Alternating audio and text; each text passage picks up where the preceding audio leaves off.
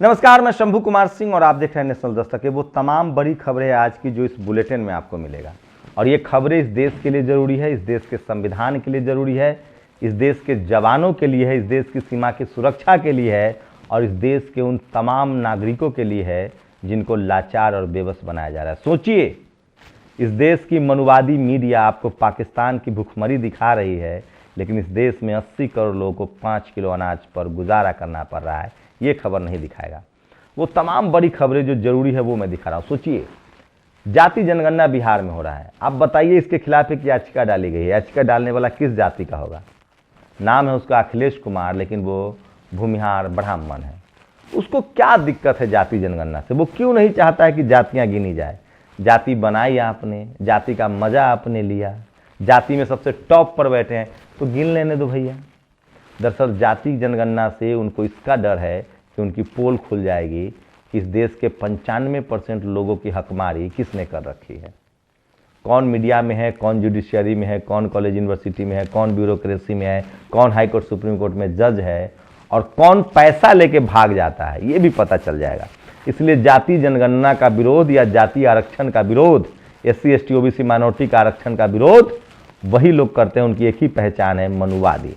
सोचिए, केंद्र सरकार ने EBS लागू करके आरक्षण की सीमा 59% कर दी है, 59.5%। लेकिन छत्तीसगढ़, राजस्थान, कर्नाटक में अभी भी OBC को उसकी संख्या के अनुपात में रिजर्वेशन नहीं मिल रहा है। ये वो पत्रकार है सुदर्शन न्यूज का। सोचिए, दिल्ली में एक कांस्टेबल SI की सब इंस्पेक्टर की हत्या होती है। वो शख्स हत्यारा हिंदू है, लेकिन उसको कहा जा रहा है कि मुसलमान है। अब ये शख्स ट्वीट डिलीट करके भाग गया है। सोचिए, जहाज में पेशाब करने वाला अगर मुसलमान होता तो भारत के मुसलमानों के जहाज चढ़ने पर पाबंदी लग जाती, लेकिन शंकर मिश्रा को जमानत मिल जाती है। सोचिए, 13 किलोमीटर घसीट कर बेटी को मारने वाला कोई मुसलमान होता तो कहा जाता कि इस देश के मुसलमानों को ड्राइविंग लाइसेंस कैंसिल कर दो, लेकिन उसको तो 302 का मुकदमा भी दर्ज नहीं हो रहा है। यही है मनुस्मृति। आप सोचिए, जोशीमठ जहां सबसे ज्यादा संख्या में ब्राह्मण है। इस देश में 2 ही देवभूमि है, पहाड़ी राज्य उत्तराखंड और हिमाचल। जानते हैं क्यों? क्योंकि वहां ब्राह्मण समाज की संख्या ज्यादा है। वहां न फैक्ट्रियां लगेंगी, वहां न कोई कल कारखाना लगेगा, क्योंकि वहां पॉल्यूशन फैल जाएगा। वो देवभूमि है, उसको बचाना है। आपको पता है पॉल्यूशन कहाँ नहीं फैलता है? जहां आदिवासी रहते हैं। छत्तीसगढ़, राजस्थान, उड़ीसा, आपको बता दें झारखंड, और मैं रोज इस वीडियो में बोल रहा हूँ, जहां जहां आदिवासी हैं उनकी जमीनें छीन लो, वहां फैक्ट्री लगा दो। ग्रीन हंट चलाने वाला चिदम्बरम ब्राह्मण समाज से आते हैं। ग्रीन हंट चलाया उन्होंने, आदिवासियों को मार दिया। और वहां सोचिए, उत्तराखंड में मोदी जी उसका विकास करना चाहते हैं, 4 लेन सड़क बनवाना चाहते हैं, ताकि भक्तों को, भक्त मतलब माता रानी के भक्तों को साधारण तरीके से दर्शन हो जाए, वो 4 धाम की यात्रा कर सके। उसको ये लोग विनाश कह रहे हैं। इस देश में लाखों करोड़ों आदिवासियों की जमीन छीन ली जाती है। मुसलमानों का उसी हल्द्वानी में घर ढा दिया गया, कोई पत्रकार नहीं पहुंचा। ब्राह्मण समाज पर आंच आया, पूरा देश मीडिया लग गया। ठीक उसी तरह से जैसे कश्मीर में कुछ ब्राह्मण समाज पर हमला हुआ था, वो भी गलत था, जोशीमठ भी गलत है। लेकिन सवाल है कि जब ब्राह्मण विपत्ति में आता है तभी हाहाकार क्यों? क्या बाकी लोग इंसान नहीं है? आपसे सवाल है, बताइएगा जरूर। सोचिए, शिवराज के इन्वेस्टर समिट में घोटाला। इंदौर में तिरंगा से सड़क पेंट कर दिया गया, पीले घास को हरा दिखा दिया गया। उसके बाद भी जो लोग विदेश से आए थे उनको जगह नहीं मिली। क्रिकेट से भी बड़ी खबरें हैं। पहले वनडे में सूर्य कुमार यादव को नहीं लिया गया, जिसके बारे में कपिल देव ने कहा है कि वो ऐसे खिलाड़ी बिरले पैदा होते हैं। सोचिए, दोहरा शतक और शतक, T20 में शतक और वनडे में दोहरा शतक मारने वाले खिलाड़ियों को टीम में नहीं रखा जाता है। लेकिन KL राहुल और श्रेयस अय्यर को टीम में ले लिया जाता है, क्योंकि जो चयन समिति का चेयरमैन है उसका नाम है जावेद मियाँदाद से छक्का खाने वाला चेतन शर्मा। आप लोग बताइएगा जरूर। और सोचिए, बड़ा जिन सोशल मीडिया हैंडल ने इस मामले में सांप्रदायिक रंग देने का प्रयास किया है, अनीश राज, प्रहलाद राज, इमरान प्रताप घरी ने एक बड़ा ट्वीट किया कि सोचिए किस तरह से दिल्ली में एक एएसआई की हत्या होती है, आरोपी हिंदू है और मुसलमानों को बदनाम किया गया।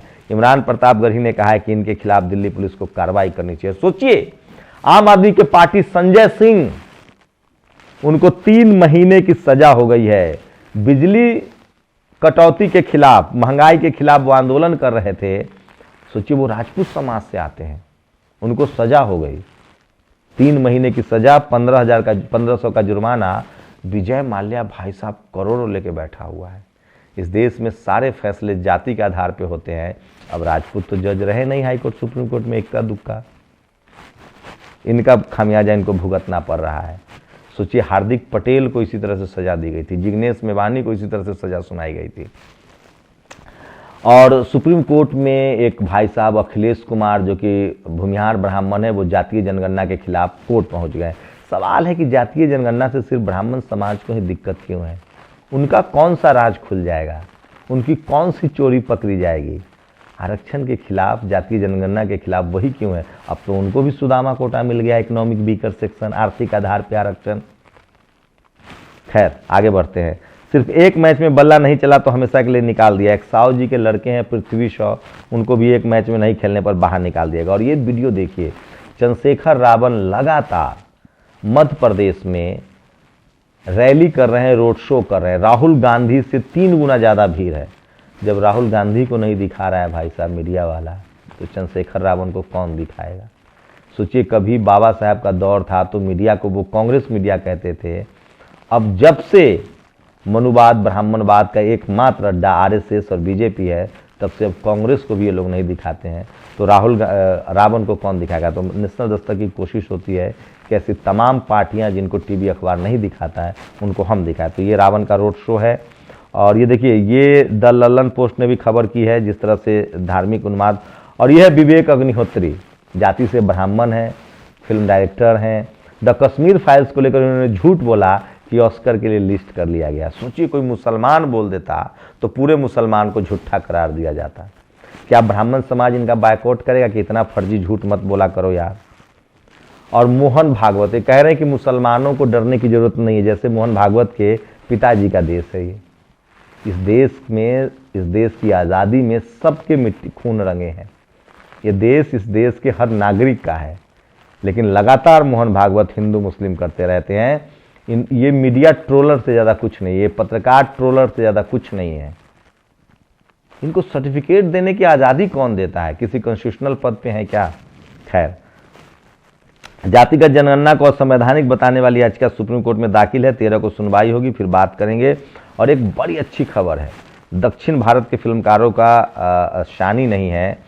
फिल्म RRR का ग्लोबल जलवा, कंपोजर M.A. किरवानी और गीतकार चंद्रबोस को बधाई। गायक राहुल सिप्लीगंज और काल भैरव का भी जिंदाबाद। गोल्डन ग्लोब अवार्ड में तेलुगु गाने नाटू नाटू ने जीता बेस्ट ओरिजिनल सॉन्ग। सोचिएगा, जब से मुंबई के फिल्म इंडस्ट्री में जातिवादियों का अड्डा बन गया, परिवारों का गिरोह बन गया, तब से वहां कुछ भी क्रिएटिव नहीं हो रहा है। असली क्रिएटिव कर रहे हैं कम्मा, जो किसान जातियों के बच्चे हैं, वो दक्षिण भारत की फिल्मों में वहाँ टैलेंट आ रहा है। ये मुंबई फिल्म इंडस्ट्री जातिवादियों का और परिवारवादियों का गढ़ बना हुआ है। और सूर्य कुमार यादव को लेकर लगातार लोग पूछ रहे हैं कि क्या ये दूसरा वनडे खेलेंगे कि नहीं। और बीजेपी कहती है कि जातिगत जनगणना नहीं होगा, और न्यायालय कहती है कि बिना जाति जनगणना का आरक्षण नहीं मिलेगा। समझ रहे हैं ना क्या है चक्कर? बहुजन समाज के लोग लगातार लिख रहे हैं। यूपीएससी सीडीएस में पूरे भारत में नंबर 1 रैंक लाकर हासिल करने वाली रविदसिया समाज के तुषार तंवर को हार्दिक बधाई। चलिए, अब अपने लोग भी एनडीए में जाओ। आप सांसद हैं, मैं भी हूं, अंतर केवल इतना है कि आप पीएम बने हैं। ये नाना पटोले हैं, जो कभी बीजेपी के सांसद हुआ करते थे और उसके बाद अब ये इन्होंने इस्तीफा दे दिया था। और ओबीसी के मुद्दे पर, ओबीसी कम्युनिटी से आते हैं, बड़ा सवाल पूछा था, उसके बाद इनको इस्तीफा देना पड़ा था। और हद है, टीम में केएल राहुल है, सुमन गिल है, लेकिन सूर्या को जगह नहीं मिली। ये पहले वनडे का है। और सोचिए, ये है टीएन गवर्नर आरएन रवि भाई साहब। इनको बाबा साहब अम्बेडकर, पेरियार, अन्नादुरई, के कामराज, एम करुणानिधि के नाम लेने में इनको तकलीफ है। और ये गवर्नर बने हुए हैं और मुख्यमंत्री का भाषण हटा देते हैं। बेंगलुरु में मेट्रो पिलर गिरा, 2 लोगों की मौत। कांग्रेस नेता बोले ये 40% कमीशन वाली भाजपा की सरकार है। कोई टीवी अखबार एक इस खबर आपको नहीं दिखाएगा। और अमरोहा में किसानों ने आवारा पशुओं को हाँक कर सरकारी स्कूल पहुंचा दिया, 16 किसानों पर FIR दर्ज। ये खबर आपको कोई टीवी अखबार नहीं दिखाएगा।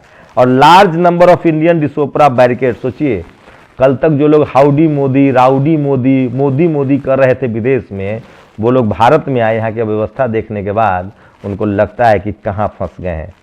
और सोचिए, ईशान किशन ने 200 बनाया था, सूर्य कुमार यादव ने सेंचुरी मारी थी, लेकिन उनको टीम में नहीं शामिल किया जा रहा है।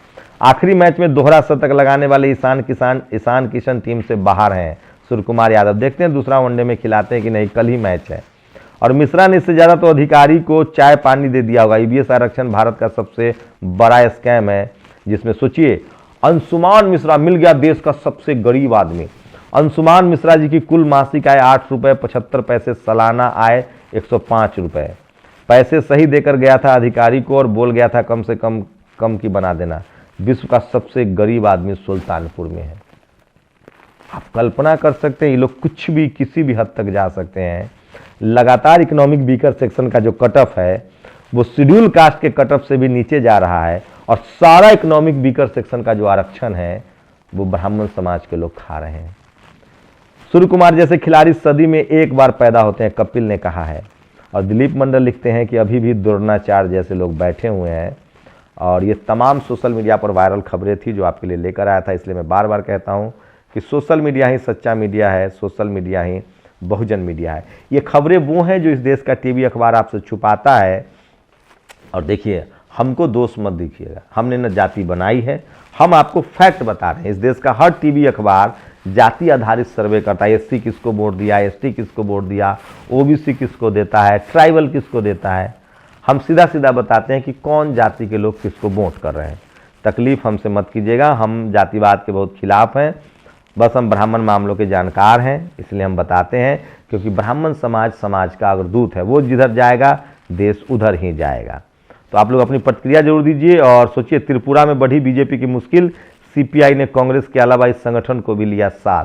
तो 2024 की पूरी प्लानिंग हो रही है बीजेपी को हर राज्य में। अगर कांग्रेस ने बेईमानी नहीं की तो कोशिश है कि जो पार्टी जहां मजबूत होगी, जैसे त्रिपुरा में लेफ्ट मजबूत है तो वहां कांग्रेस को लेफ्ट के लिए जगह खाली करनी पड़ेगी।